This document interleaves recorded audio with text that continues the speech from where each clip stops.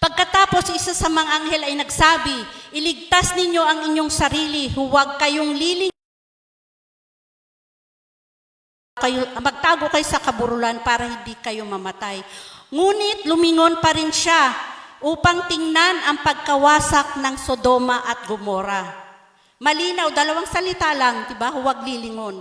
Pero, ang asawa ni Lot ay lumingon pa rin. Ang kanyang puso, kaya siya ay naging haliging asin. So mababasa natin sa Genesis 19-26. Ang kanyang puso ay nanatili sa Sodoma. Ang kanyang paglingon ay hindi lamang out of curiosity. Curious siguro siya kasi mga nagsisigawan ng tao marahil o maingay. At maraming curious siya kung anong nangyayari. Hindi ito simpleng pag-uusisa, ito ay tanda ng pagnanais na bumalik. Pagmamahal sa dating pamumuhay at hindi lubos na pagtitiwala sa malinaw na utos ng Diyos. Napakasimple lang, no? Huwag lilingon, pero hindi niya nagawa. So sa ating buhay, di ba, marami ring inuutos ang Panginoon sa atin. Pero minsan, ang sabi ng Panginoon, kapag tinanggap mo ang Panginoon, ikaw ay isa ng bagong nilalang, wala na ang lumang pagkatao. Pero, marami sa mga Kristiyano ang paulit-ulit na bumabalik sa kung ano sila bago tanggapin nila ang Panginoon. Diba? Mahirap pakawalan yung dating pamumuhay. Minsan, nag-compromise sa mga kaibigan, mga mahal sa buhay, o sa mga bagay na inutos ng Diyos na iwanan na. So, mahirap alisin sa sistema, kumbaga. Hindi niya lubusan o buong pusong iniwan ang makasalanang lunsod. Amen. Anong lipstick ko? Sa kanyang puso, sa term natin ngayon, sa mga millennial, hindi niya ma-let go, hindi siya maka-move on. No? Di ba ganyan yung mga lagi nating naririnig sa mga kabataan. Babala sa lahat, ang sabi ng Panginoon at paalala ni Jesus sa Lucas 17:32. Sabi niya doon, alalahanin ninyo ang asawa ni Lot. Laging pinapaalala ng Panginoon na alalahanin kung ano ang nangyari sa asawa ni Lot dahil sa pagsuway.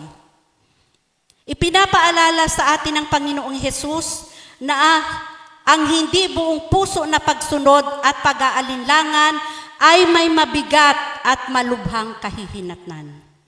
At hindi na dapat bumalik sa dating kasalanan pagkatapos tayong iligtas ng Diyos. Ang sabi nga niya sa Hebrews 10:26,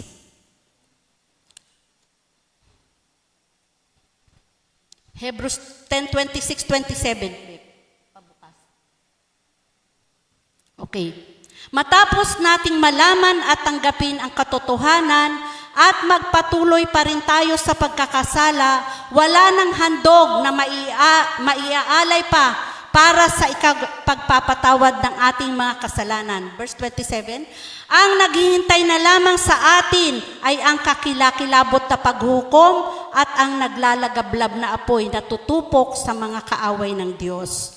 So pagkatapos tayong iligtas ng Diyos, ang paglilingkod at pagsunod sa Diyos ay nangangailangan ng buong puso at pag-iwan sa mga bagay na naglalayo sa atin sa Kanya.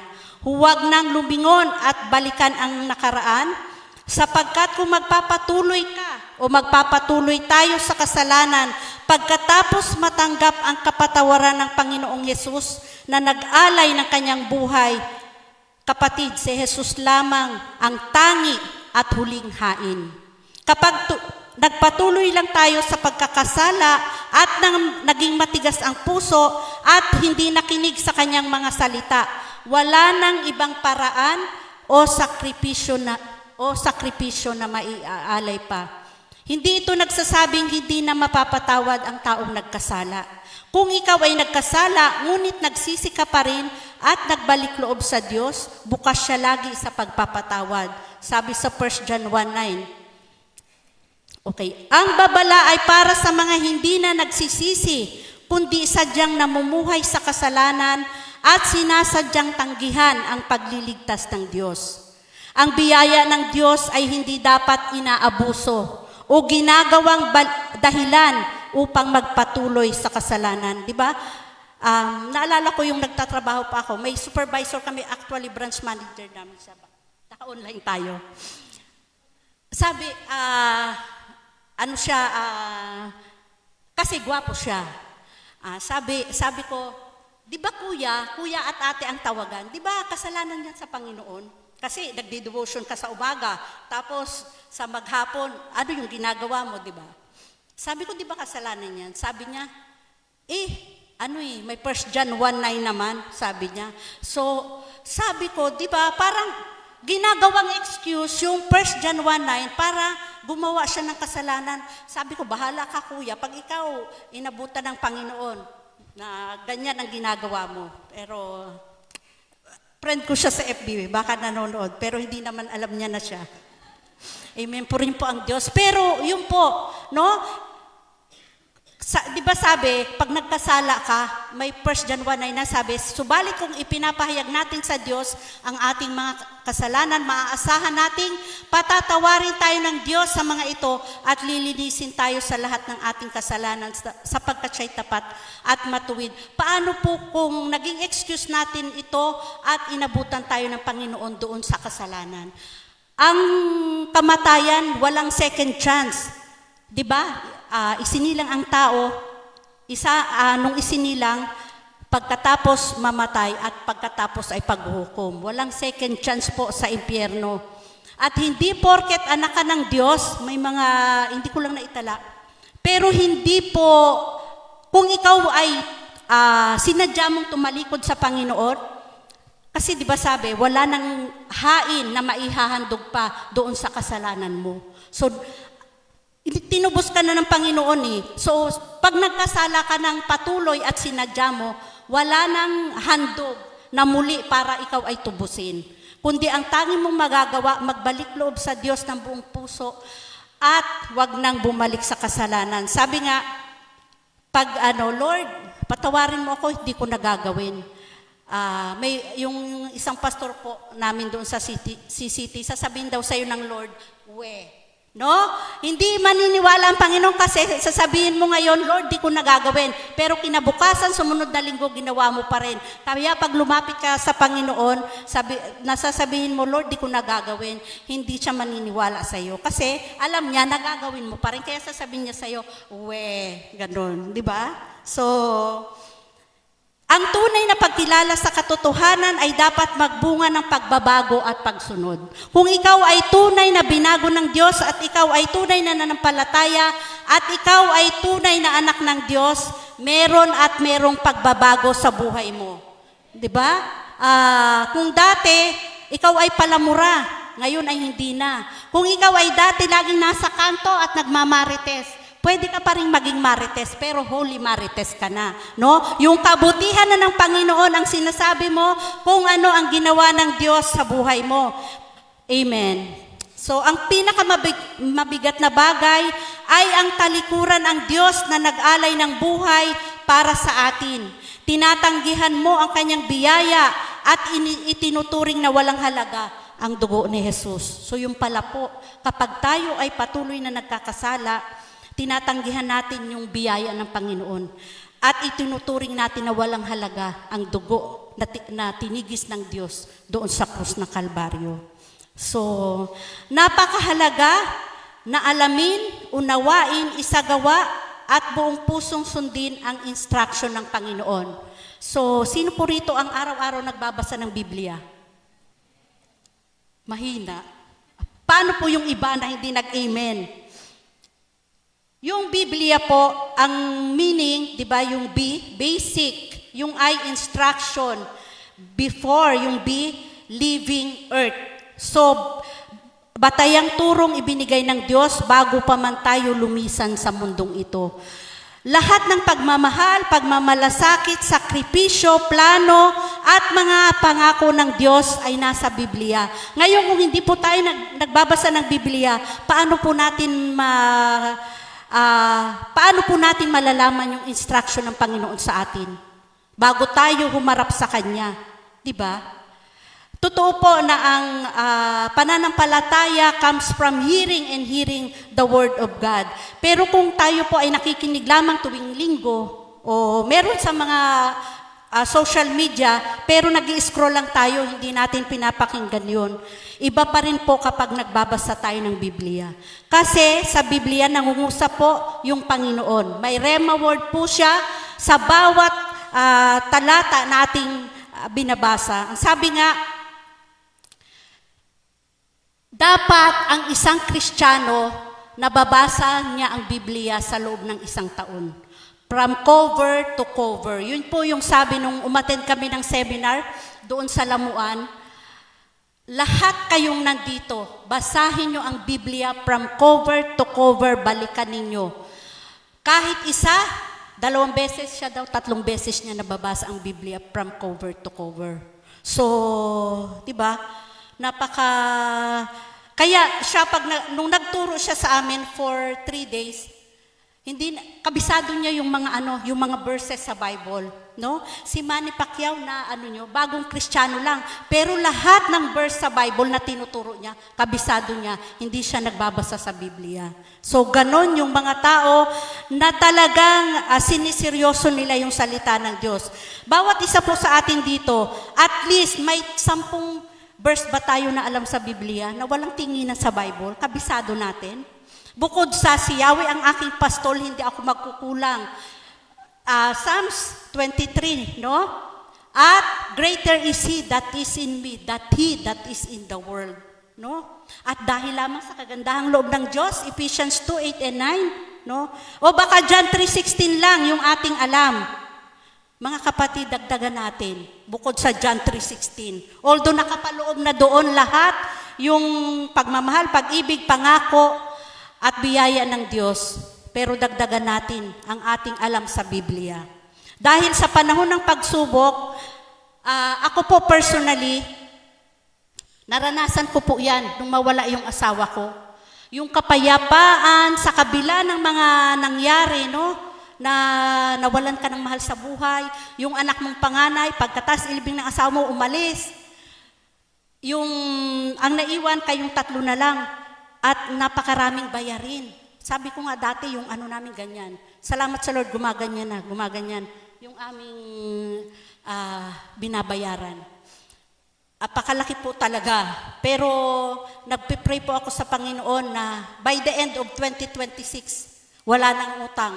At 2027, debt-free na po kami. So, alam nyo, sabi ko, kung hindi po ako Kristiyano, bibigay ako nung time na yun. Kasi, yung asawa ko po, salamat sa Panginoon talaga, no? Mamimiss mo talaga siya yung tagaluto sa bahay, siya yung namamalengke, siya yung nagbabudget, lahat. Kahit asin, hindi ko alam na walang asin siya, alam niya lahat yun, no? Pero, parang nung nawala yung asawa ko, ultimo yung mga ngayon, yung mga butas ng bubong, nasirang gripo, lahat sa'yo, yung gas, kung paano ilagay yung tangke na hindi sumisingaw. Sabi ko, Lord, ganun pala kahirap yung walang katuwang, no? Pero salamat sa Panginoon na pagtatagumpayan natin ito, napagtagumpayan ko po yun dahil sa tulong ng Panginoon. Isa lang po yung hiniling ko sa Panginoon, hindi ko siya sinisi, hindi ako nagtanong na, Lord, bakit ang aga na kinuha ang asawa ko? Isa lang yung sinabi ko, pagkatapos ilibing ng asawa ko at pagkatid ng anak ko sa airport, Lord, patulugin mo ako. Purihin po ang Diyos. Nung dumating kami sa bahay ng 2 o'clock, nagising po ako 6 o'clock or 7 o'clock na. So tinupad ng Panginoon kasi yun lang po ang hiniling ko. Kasi sa 10 days sa ospital at 9 days na lamay, 9 days. So 19 days, 5 kilo ang nawala sa akin. Mas matindi sa panganay ko, 10 kilos ang nawala sa kanya. So, kaya yon yung mga bagay na simple sa iba, pero sa iba, parang yun na yung kabuuan ng hinihiling mo sa Panginoon. No? Para maibalik yung lakas, maibalik yung lakas ng katawan mo, napakabuti po talaga ng Panginoon. Amen. Sa Biblia din po mababasa ang mga babala at ano ang mga dapat gawin, mga babala o warning. Ngayon, kung hindi tayo magbabasa ng Biblia, paano natin malalaman at mararanasan kung sino at ano ang Panginoon sa buhay natin. Sa Joshua 1:8, sabi, huwag mong kaligtaan basahin ang aklat ng kautusan, pagbulay-bulayan mo iyon. Ito po, pagbulay-bulayan mo iyon araw at gabi, upang matupad mo ang lahat ng nakasaad doon. Sa ganoon, magiging masagana at matagumpay ang iyong pamumuhay. Sa panahon po ngayon, ang gulo ng Pilipinas, ramdam nyo ba? Kayo po ba ay nalulungkot, nadidismaya, nagagalit, at nahihiya? Na ganun tayo ngayon, ganun ang kalalagayan ng ating bansa. At marami talaga sa bansang ito ay masama, wicked. Mga hindi sila nakukontento sa kung anong meron sila. Wala silang malasakit sa kapwa nila. Pero alam niyo po ba kung bakit hindi pa binubuhos ng Diyos ang kagaya ng ginawa niya sa ibang mga bansa, hindi pa niya ibinubuhos ang galit sa atin? Kasi kapatid, isa ka sa dahilan.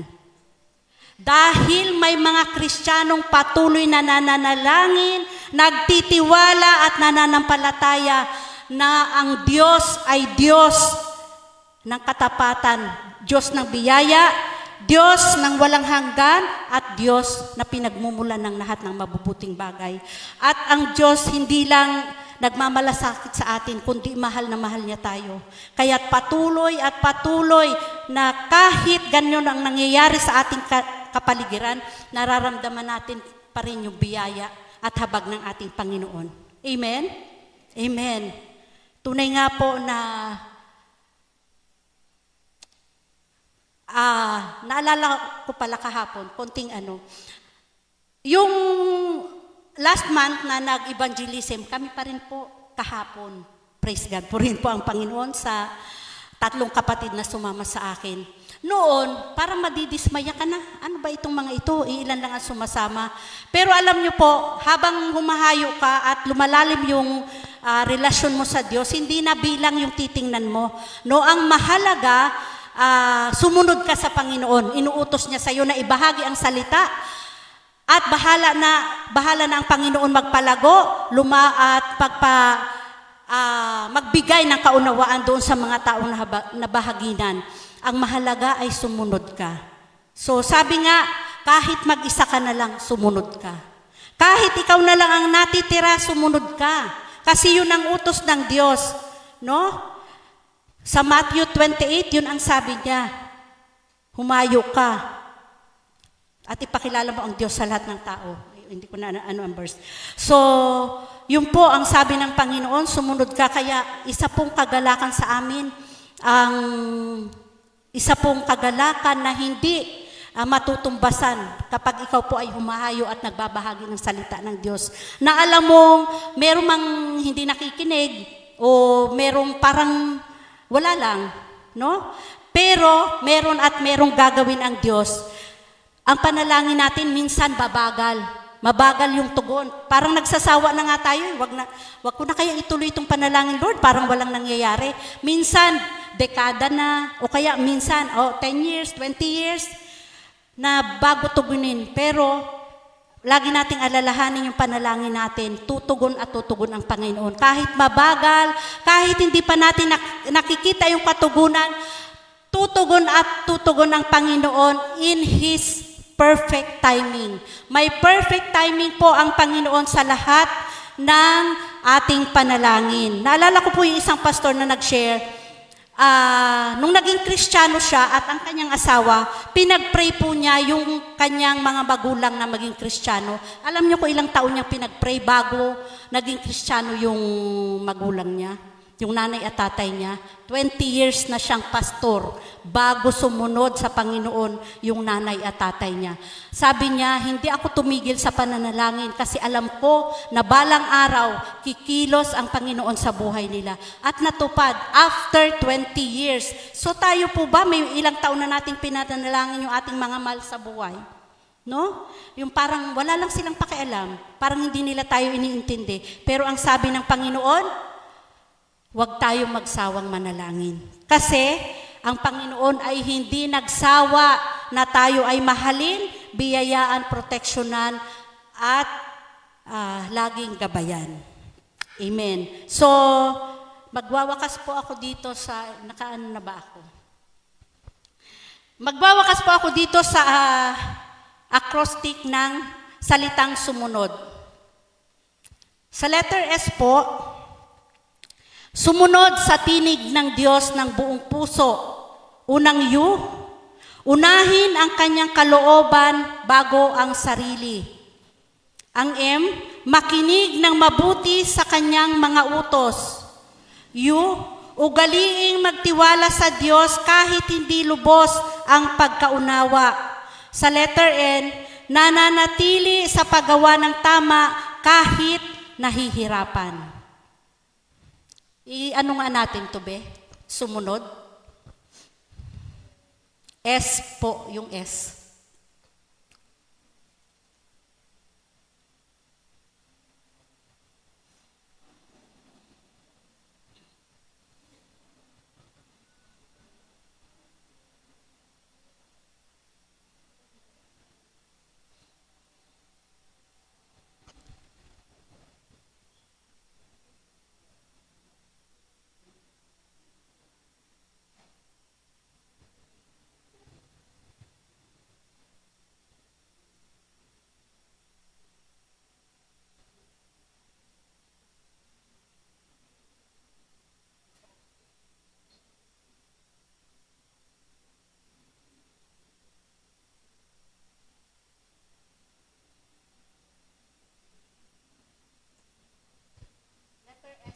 Ay, okay. So, hindi pala natin na-welcome yung mga, kanina, yung mga bago. Sino po ang bago dito? Sister. So, welcome po sa dalawang bago. Letter S po.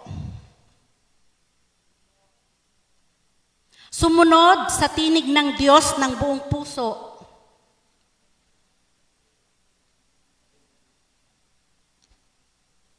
Ng buong puso. U, unahin ang kanyang kalooban bago ang sarili.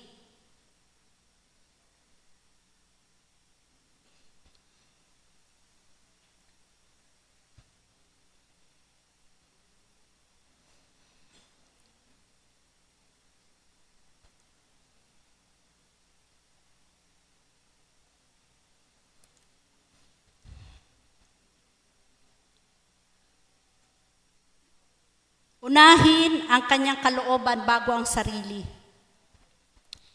Sige. U, unahin ang kanyang kalooban bago ang sarili. Okay. M, makinig ng mabuti sa kanyang mga utos.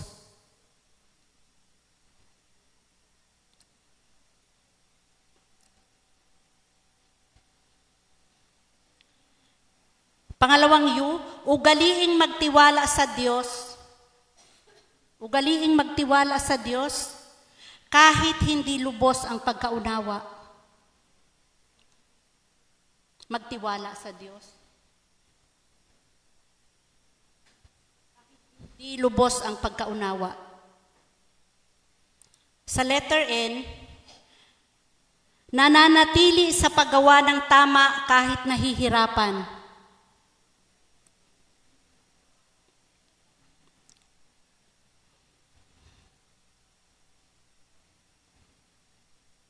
Kahit nahihirapan. Saan ba tayo? O, obserbahan at sundin ang halimbawa ng Panginoong Hesus. Obserbahan at sundin ang halimbawa ng Panginoong Hesus.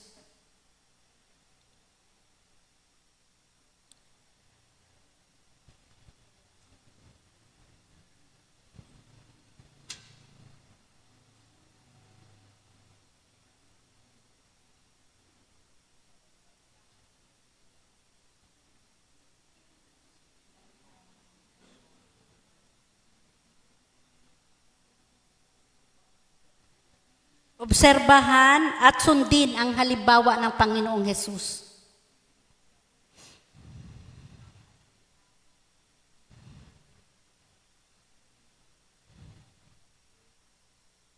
Okay.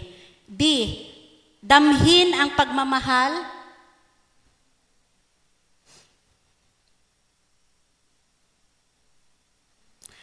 Pagpapatawad.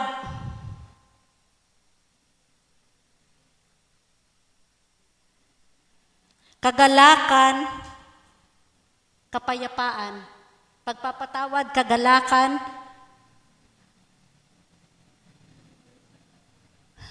Damdin. Kagalakan, kapayapaan, at pagpapala ng Diyos. Amen. Purihin po ang Panginoon. Pagpalain po tayong lahat ng Diyos. Sige po, bago tayo umawit, saang parte po ng buhay natin tayo nahihirapang sumunod sa Diyos? At sa oras na ito, kausapin po natin ang Panginoon. At inaanyayahan ko po si Pastor Renz na pangunahan tayo sa panalangin. At ipanalangin na rin po natin, Pastor, yung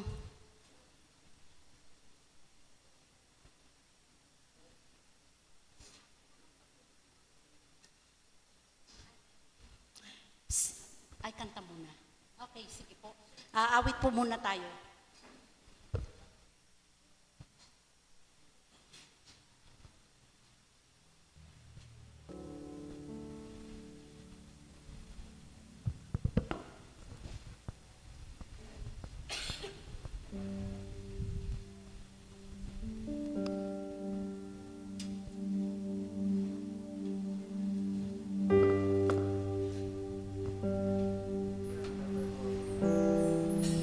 Hallelujah. Sige po, tayo tumayo.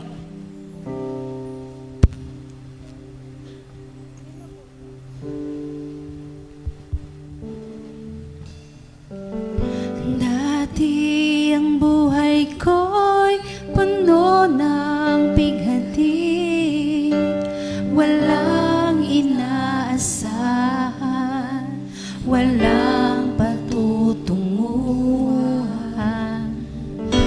Subalit nang makilala ka, Jesus, binigyan mo ng pag-asa, itinuwid ang daan. Ang nais ko'y purihin ka. Purihin po natin ang ating Nais ko'y sambahin ka, pagkat kahanga-hanga ka, tapat sa iyong salita.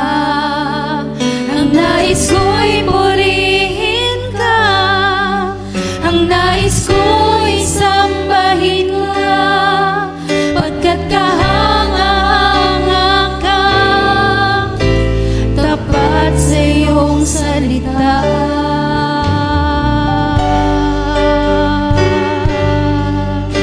Muli nating awitin ito. Dati ang buhay ko'y puno ng bighati, walang inaasahan, walang patutunguhan. Subalit na makilala ka, Jesus, binigyan mo ng pag-asa, itinuwid ang daan.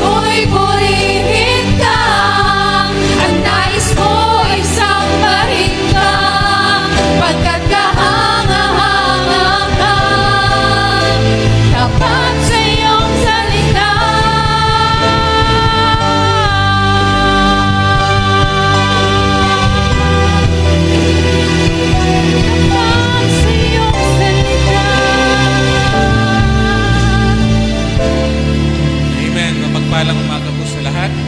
Kapatid, narinig po natin yung salita ng Diyos sa umaga na ito ng Panginoon natin. Amen.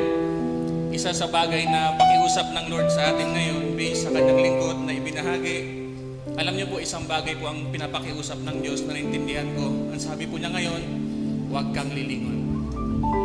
Amen. Kapatid, huwag po tayong lilingon. May mga bagay po sa mundo natin na minsan ang sarap lingunin. Amen.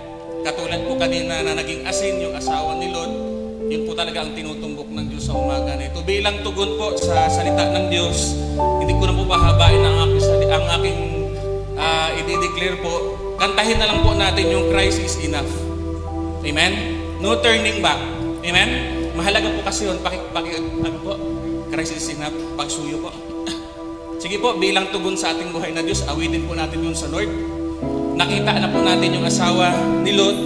Sabi talaga ng Panginoon, huwag kang lilingon. No turning back. Amen? Sige po, let us worship the Lord. Hallelujah. Come on, church, gawin natin itong devotion sa Lord. Pagmamahal, deklarasyon. Christ is enough for me. Christ is enough for me. Everything I need is in you. Sa Diyos, Everything I need, Christ is enough for me. Christ is enough for me. Everything I need is in you. Everything I need, I have decided to follow Jesus.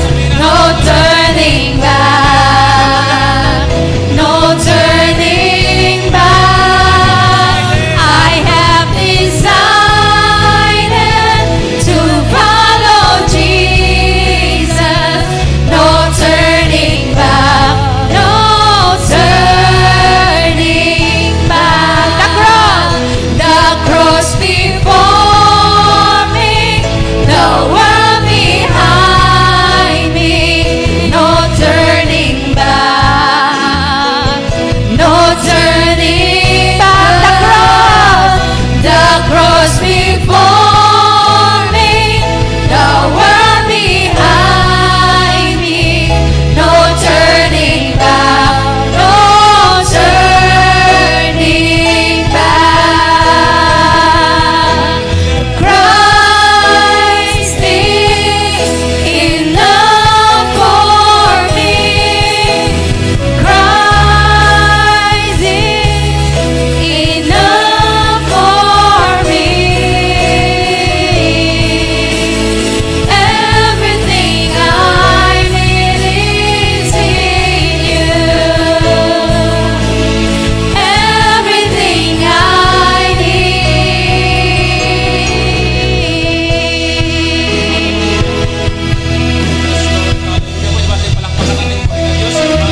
Hallelujah. Yes, Lord, truly, O God, kayo po ay enough na sa buhay namin, O Diyos. Lord, sa umaga na ito, maraming salamat po sa inyong mga salita na patuloy nagpaalala sa amin, Panginoon, na huwag kaming lilingon, O Diyos. Lord, maraming salamat sa iyong mga salita na nagbibigay sa amin ng liwanag, tanglaw sa aming daanan, Panginoon. Maraming salamat na patuloy niyong pinapalalahanan ang mga nagmamahal sa inyo, Panginoon, at ang mga taong minamahal mo, O Diyos. Lord, maraming salamat na sa iyong mga salita sa umaga na ito, O Diyos. Maraming salamat na hindi namin matutularan ang asawa ni Lot, Panginoon. Marahil may mga bagay sa mundo na minsan nalilingon namin, Panginoon. Minsan nawiwili kami, O Diyos, at yun ang nagbibigay sa amin ng bagay na napapahama kami, Panginoon. Lord, maraming salamat na sa araw na ito, O Diyos. Dalangin ko po sa bawat isa sa amin na dumating kami sa punto, Panginoon, na hindi na kami lilingon sa mundo na ito, O Diyos. Bagos makatutok na kami at nakatutok na kami sa inyo, Panginoon. Lord, maraming salamat ang bawat relasyon namin, ang pagmamahal namin, ang paglilingkod namin, Panginoon, ay truly nakapokus na sa inyo, O Diyos. Kung may mga sitwasyon pa man, Panginoon, na napapalingon kami, Panginoon, Lord, give us the grace, the mercy, and the love, O God, to fix our eyes on you, O God. Hallelujah. Lord, maraming salamat na ang biyaya mo, Panginoon, ay patuloy niyo pong ibubuhos sa buhay namin, Panginoon. Lord, batid po namin na ang Sodoma at Gomora ay simbolo ng paglingon sa inyo, O Diyos. Ay simbolo ng disobedience sa inyo, Panginoon. At simbolo din po ng doubt sa inyo, Panginoon.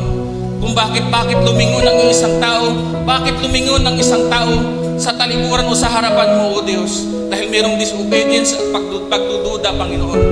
Lord, sa umaga nito, O Diyos, dalangin ko po, burahin niyo po sa isip namin, sa puso namin ang disobedience, Panginoon. Hallelujah, ang doubt sa puso namin, O Diyos. At ilagay niyo po sa isip at sa puso namin sa umaga nito, Panginoon, ang salitang pagsunod sa inyo, O Diyos. Lord, maraming salamat sa application, Panginoon, na hindi lang ito mananatiling application o nakatala o nakasulat sa TV, Panginoon. Pagkus ito po'y magmamarka sa puso namin, Panginoon. Yung bawat letra na nandun, O Diyos, sa ilalim ng iyong biyaya, Panginoon, hinihiling po namin sa umaga na ito po'y mananatili sa tableta ng puso namin, Panginoon. Lord, maraming salamat na sa umaga na ito.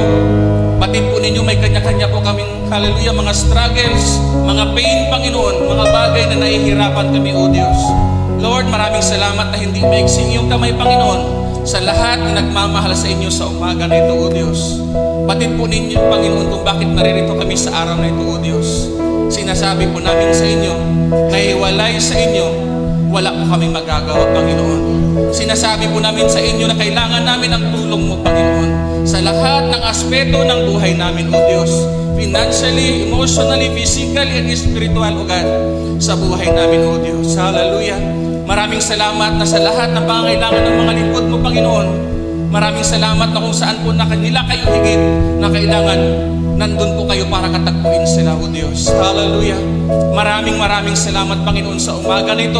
Patuloy niyo pong ibuhos ang iyong masaganang pagpapala sa bawat isa sa amin, Panginoon. Sa lahat ng aspeto ng buhay namin, O Diyos. Hallelujah. Pwede ba natin palakpakan si Lord sa umaga na ito? Hallelujah. Amen. Hallelujah. Palakpakan natin si Lord. Alam natin si Lord ay tapat. Hallelujah. God be the glory. To God